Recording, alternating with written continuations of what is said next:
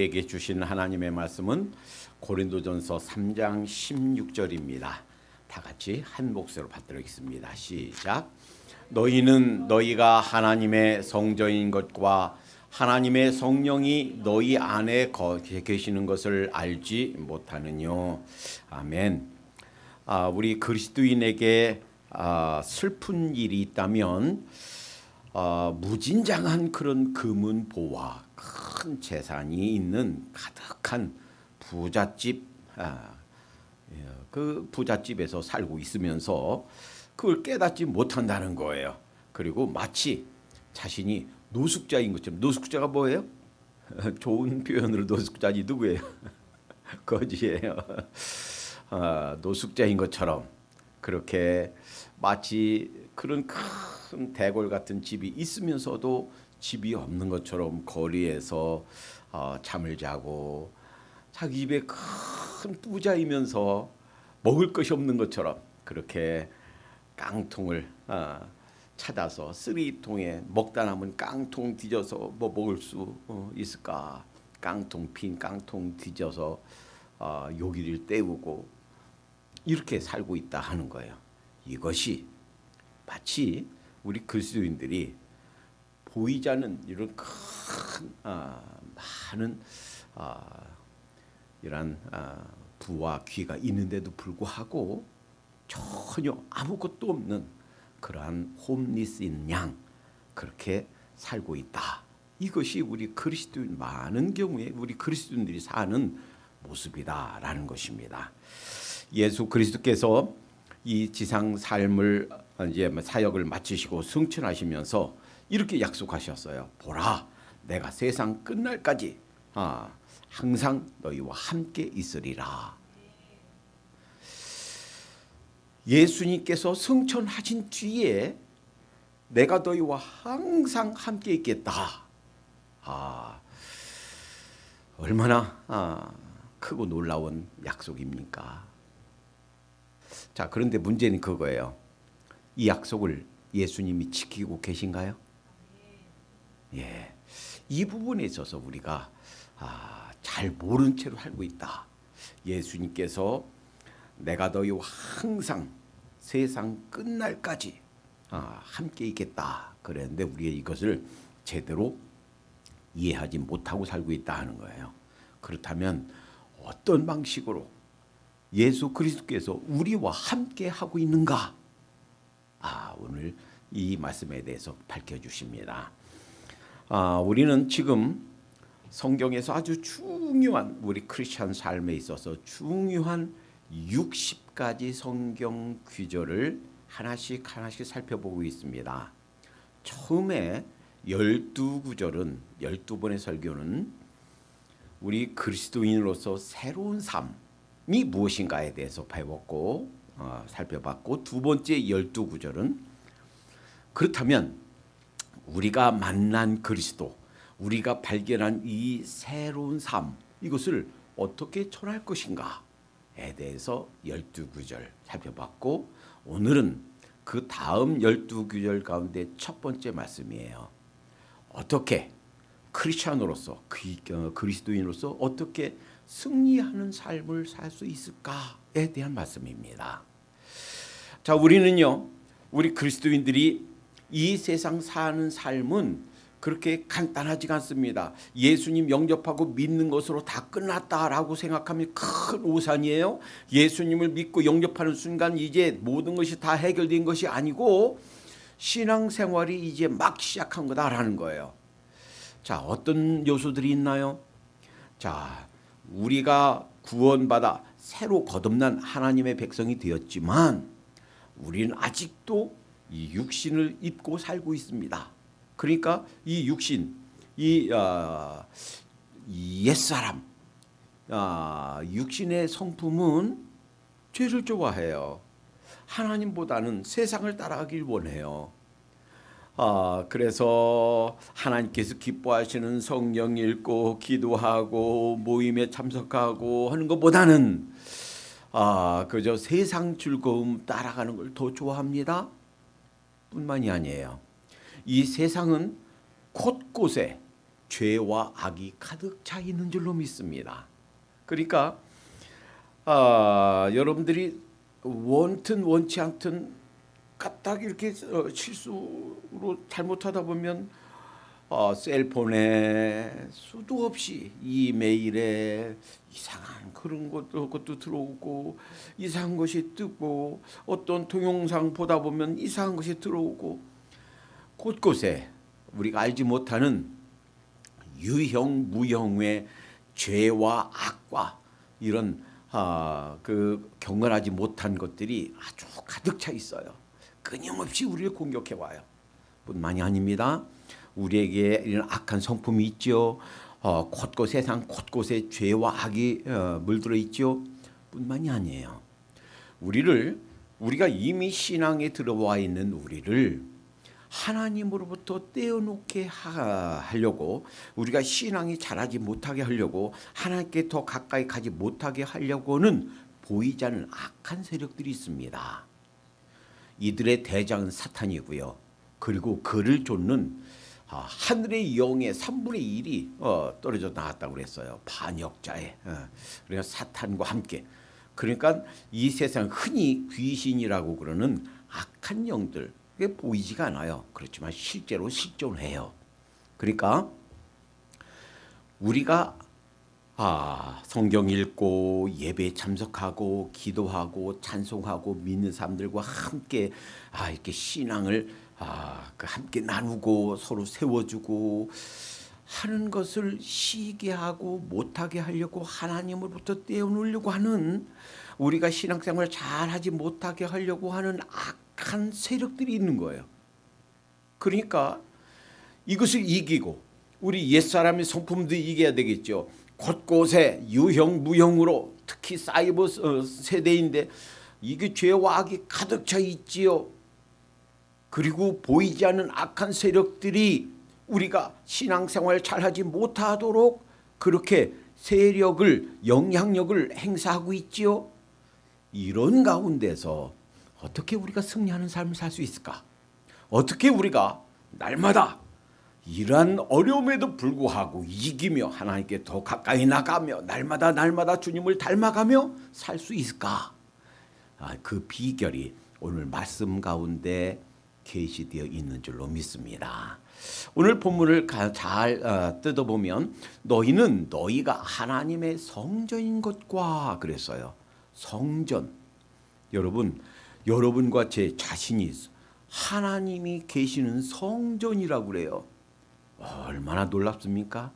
예, 우리가 하나님이 우리 안에 거하시는 성전인 줄로 믿습니다. 예수님이 사역을 시작하면서 요한복음 2장에 보면 첫 번째 최초의 기적, 가나의 호인잔치에서 물을 포도주로 만드는 기적을 행하십니다. 그리고 곧바로 다음 사건이 성전을 정결케 하시는 일을 하세요. 예수님 공생애 동안에 몇 번 있었지만 그 첫 번째예요. 성전에서 비둘기 팔고 소 팔고 동전 바꿔주고 하는 사람들 그 상을 뒤엎고 노끈으로 책찍을 만들어서 내려치면서 지금 오늘날로 말하면 폭력을 행사하신 거예요. 아마도 오늘날 이와 똑같은 행동을 하셨다면 옆 사람이 전화 한 번만 하면 경찰이 와서 잡아갈 거예요. 그런데 이런 폭력을 행사하신 거예요. 얼마나 답답하고 또 속상하고 얼마나 열심히 지나쳤으면 이럴까. 그런데 예수님이 그 폭력을 행하시면서 이렇게 말씀하셨어요. 내 아버지의 집으로 장사하는 집을 만들지 말라 하시니 제자들이 성경 말씀에 주의 전을 사모하는 열심히 나를 삼키리라 한 것을 기억하더라.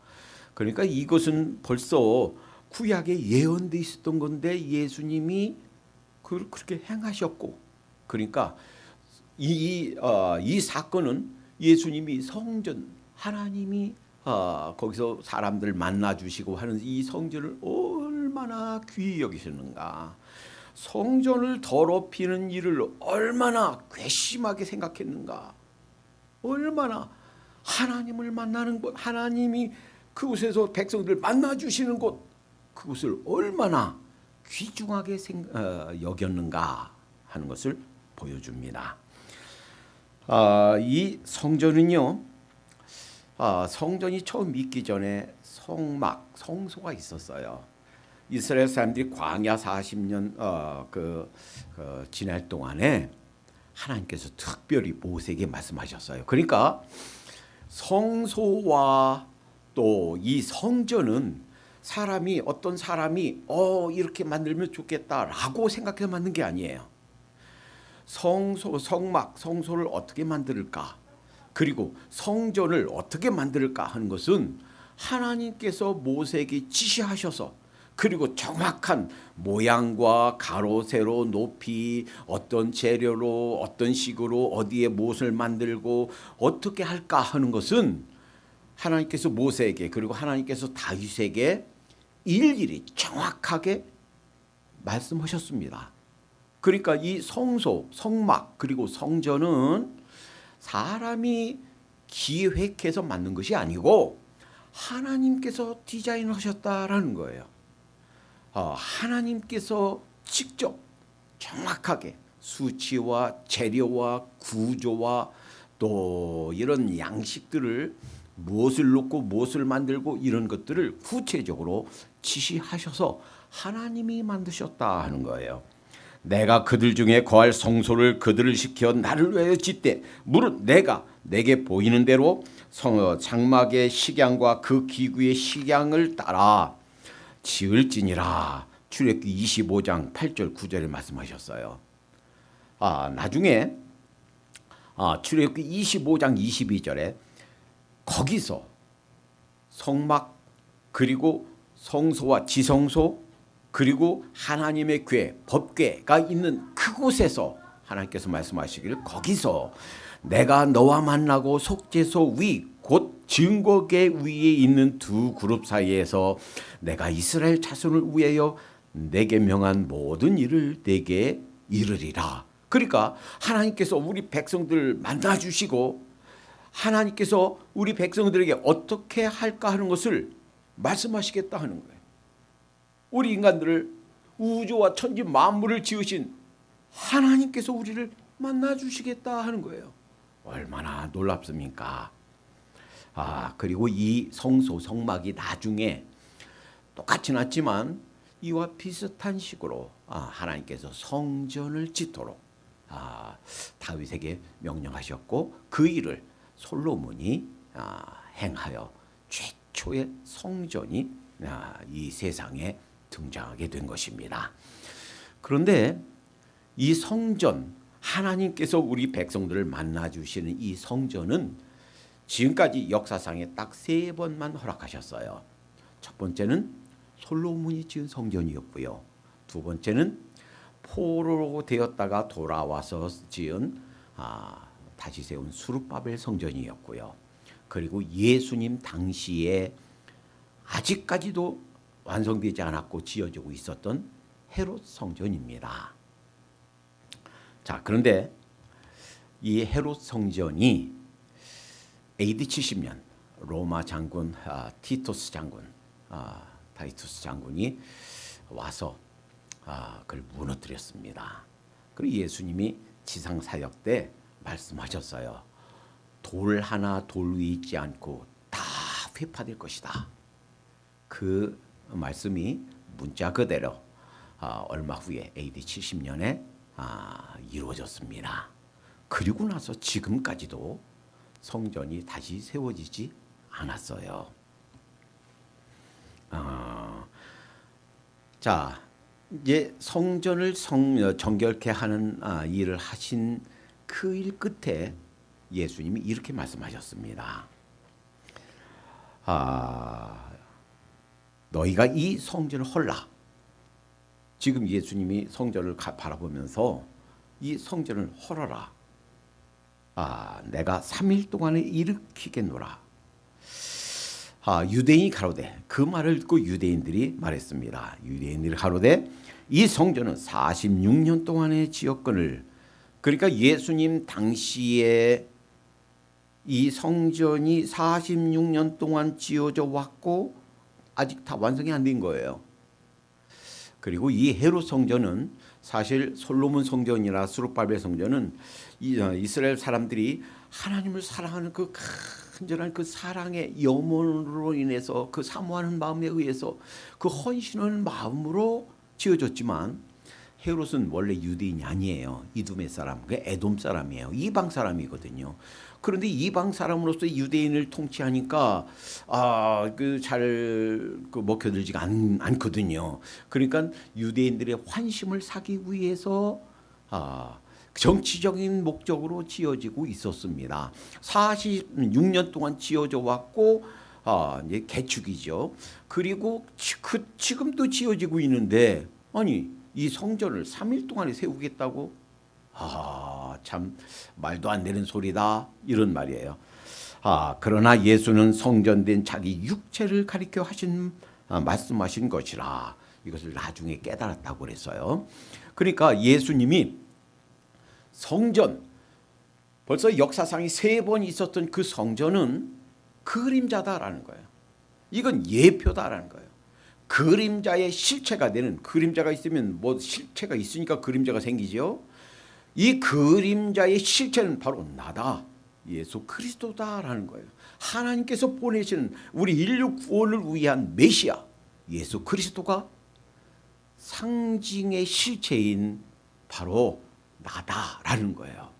그래서 이 성전을 헐라 내가 3일 만에 세우리라 한 것은, 다시 일으키리라 하신 것은, 예수님께서 여러분과 저를 위해서 돌아가시고 무덤에 장사 지낸 바 되었다가 3일 만에 다시 부활하실 것을 그런 말씀하신 것이다라는 거예요. 이제 성전 개념이 달라집니다. 나중에 사도 요한이 환상 중에 정말 탁월한 그런 하나님의 계시를 받습니다. 다른 12 제자 중에 다른 어떤 제자도 할 수 없는 일을, 그 계시를 요한이 받습니다. 아마도 이 일 때문에 당시 12 제자 중에서 가장 어린 제자를 예수님께서 택하셨는지도 모르겠어요. 그리고 그에게 자기 어머니 마리아를 부탁했는지도 모르겠어요. 12 제자 중에 가장 오랫동안 살았습니다. 그 어머니 마리아로부터 예수님에 대해서, 예수님이 잉태되기 전부터, 잉태되면서 태어나면서 어린 시절, 우리 성경에는 잘 나오지도 않는 어린 시절에 있었던 많은 일들에 대해서, 예수님에 대해서 배웠을 겁니다. 아마 그 마리아, 예수님의 친어머님을 모시면서 개인 신학 교육을 했을 거예요. 신학대학 개인 한 사람을 위한 마리아 신학대학 한 학생을 평생 가르치고 배우고 했을 거예요. 그리고 나서 하늘의 그 놀라운 계시들을 요한계시록에 기록하게 하셨습니다. 그리고 요한계시록 21장에 보니까 그 하늘나라에서 그 하나님이 계신 곳을 보면서 적습니다. 그러는 중에 자기가 유대인들이 이렇게 귀히 여기는 성전, 하나님께서 우리 백성들을 만나주는 그 성전 어디 있나? 하늘나라에 성전 어디 있나? 찾아봤더니 성전이 없더래요. 왜 그런가? 성도 하나님, 성자 예수 그리스도 어린 양, 그분이 친히 성전이 되신다. 그래서 성전이 따로 없더라라는 거예요. 그러니까 그렇구나. 구약에서 이 세상 역사상 3번만 허락해 주셨던 그 성전, 그 실체가 바로 하나님 예수 그리스도 그분 자신이구나 하는 거예요. 자, 그런데 또 한 개념, 이제 그 예수님이 성령님으로 우리 안에 계시겠다는 거예요. 그래서 우리 개인이 예수 그리스도를 모시면 우리 안에 들어온다고 그랬어요. 볼지어다 내가 문 밖에 서서 두드리니 누구든지 내 음성을 듣고 문을 열면, 우리 인생의 마음의 문을 열면 내가 그에게로 들어가 그로 더불어 먹고 그는 나로 더불어 먹으리라. 요한계시록 3장 20절에 말씀해 주셨잖아요. 예수님을 모신 우리 모두에게 예수님이 와 계신 줄로 믿습니다. 그러니까 이제는 예수님 자신이 성전일 뿐만 아니라 이제 우리 개인, 우리의 마음을 열고 예수님을 모셔드는 우리는 우리 안에 하나님이 거하시는 성전이 되었다라는 거예요. 여러분과 저는 성삼위 하나님, 우주 만물을 지으신 하나님이 거하시는 그런 성전인 줄로 믿습니다. 세상 사람들은요, 가끔 연예인 중에서 무당이 된 사람이 그렇게 간증을 하죠. 내가 자꾸 아프다가요, 어디 점쟁이한테 갔더니 신내림 받아야 된다. 그래서 저는 받고 싶지 않았는데 신내림 받았습니다. 이렇게 얘기하죠. 그 세상 사람들이, 무당들이 그렇게 얘기하는 식으로 우리는 신내림 받은 사람들이에요.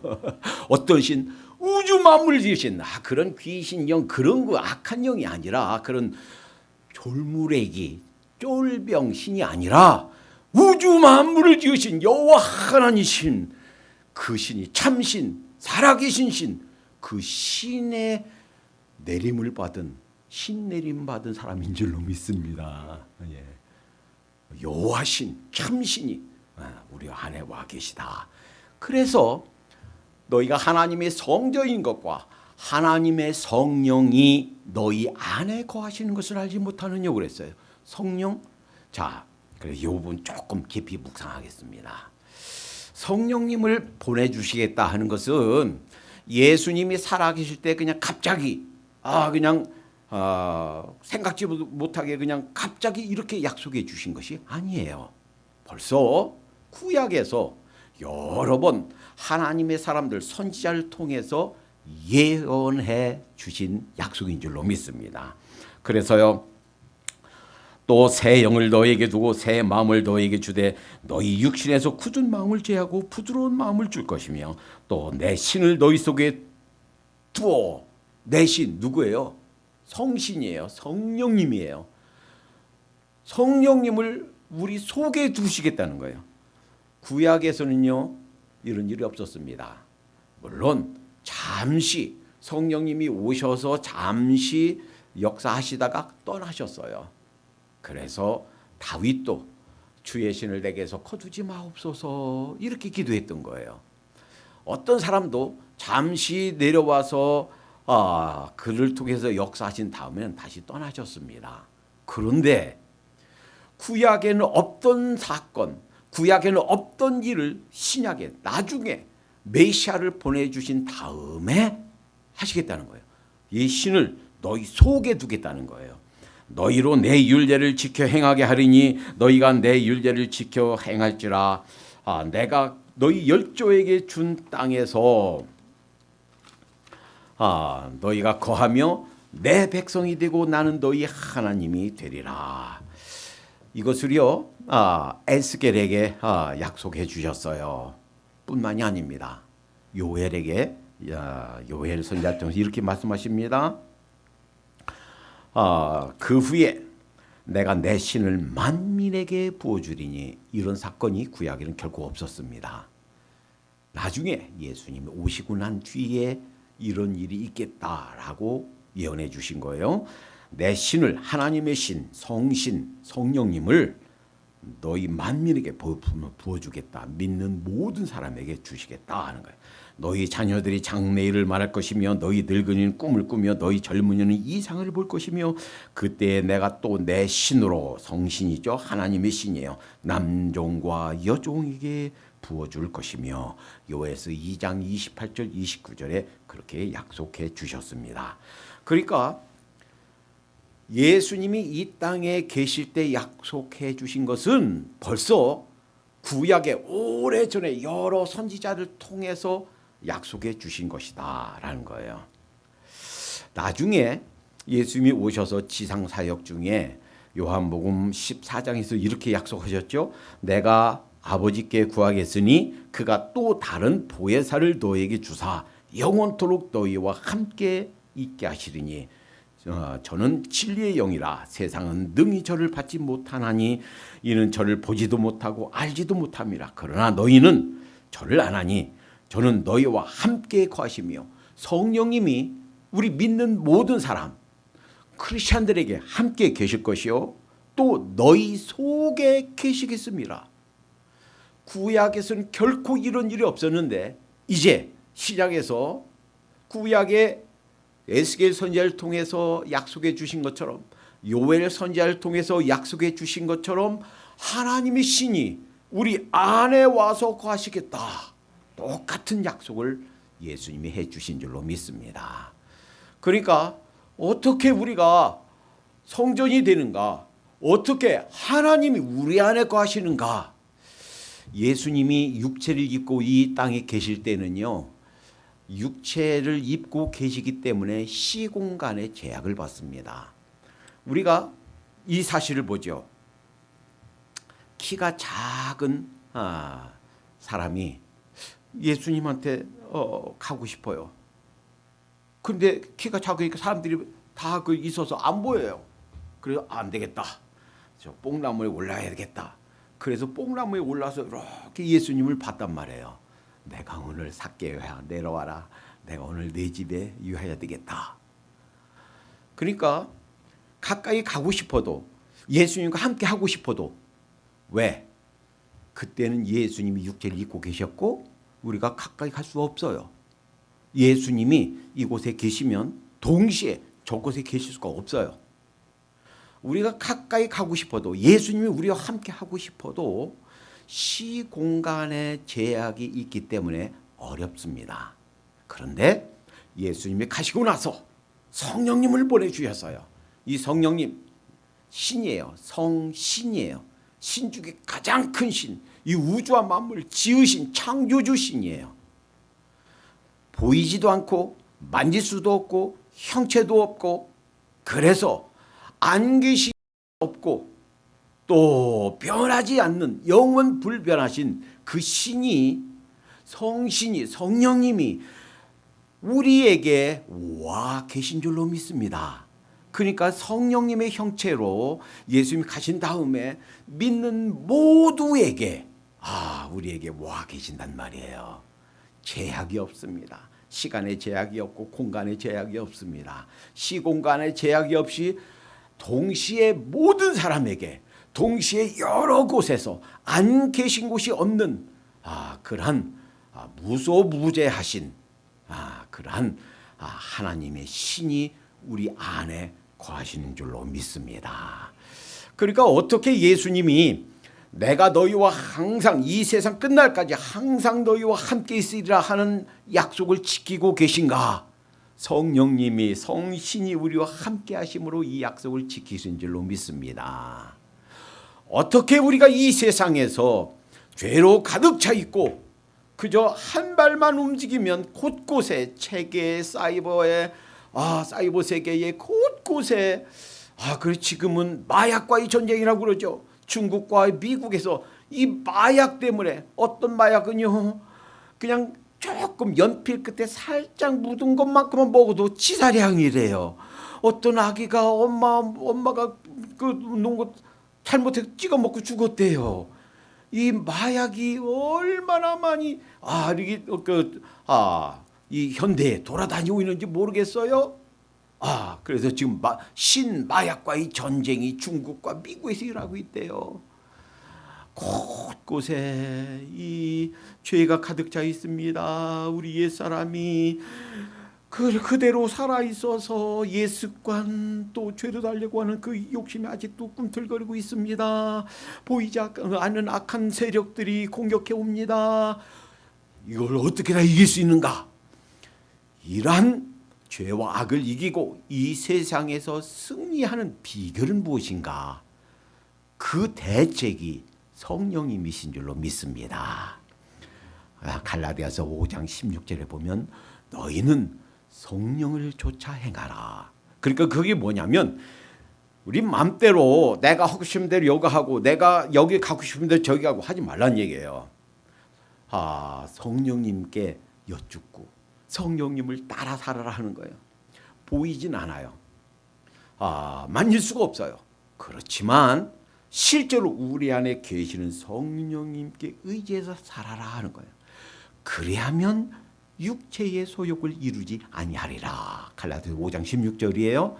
그러니까 우리 속에 있는 죄의 성품을 어떻게 이기는가? 곳곳에 산재해 있는 죄와 악의 손길을 어떻게 이기는가? 보이지 않는 이 악한 세를 어떻게 이기는가? 성령님을 따라 살 때 이기는 줄로 믿습니다. 그러면 성령님이 내가 가만히 있는데 성령님이 이렇게 해라 하고 여기 들려주시나요? 아니에요. 그렇게 생각하면 잘못된 성령관이에요. 우리 한국 사람들, 특히 한국과 미국에 있는 많은 크리스찬들이 가장 오해하는 교리 중에 하나가 성령론이에요. 가장 제대로 정리가 안 된 부분이 성령론이에요. 가장 잘못되고 자기들이 옳은 바른 신앙을 갖고 있다라고 하는 사람들 중에서도 가장 잘못된 부분이 성령론이다 하는 거예요. 성령님께서 역사하실 때는요, 내가 가만히 있는데 산신령님이 꿈속에 혹은 뭐 이렇게 음성 들리고, 그게 아니에요. 그 잘못 생각이에요. 성령님이 역사하시고 우리에게 말씀하시는 방법은 기록된 성경이 완성된 후에는 우리가 성경을 읽을 때 그 말씀을 깨닫게 하시고 그 말씀을 통해서 우리에게 말씀하시는 것이 공식적인 하나님께서 우리에게 말씀하시는 방법인 줄로 믿습니다. 이제는 그렇게 무당들이 하다가 기도하다가 음성 들리는 것이 아니라, 물론 그때 깨닫게 하실 수도 있지요. 그러나 공식적으로 하나님께서 성령님을 통해서 우리에게 말씀하신 방법은 성경이 기록될 때에도 하나님의 사람들에게 성령님이 역사하셔서 기록하게 하셨고, 이 성경을 우리가 다시 읽을 때에 성령님께서 우리에게 깨닫게 해주시고, 아하 그렇구나, 그 길로 인도하시는 줄로 믿습니다. 지금까지는요, 우리가 우리 인생의 키를 잡고 있었을지 몰라요. 내가 인생의 주인이고 내가 이렇게 해야 되겠다, 내가 저렇게 해야 되겠다, 인생의 운전대를 내가 잡고 배의 방향키를 내가 쥐고 있을지 몰라요. 그러나 이제는 그 방향키를, 내 인생의 운전대를 성령님께 드리도록 하십시다. 성경을 읽으면서 하나님 깨닫게 해주세요. 하나님께서 원하신 바가 무엇인가요? 성령님께서 깨닫게 해주실 줄로 믿습니다.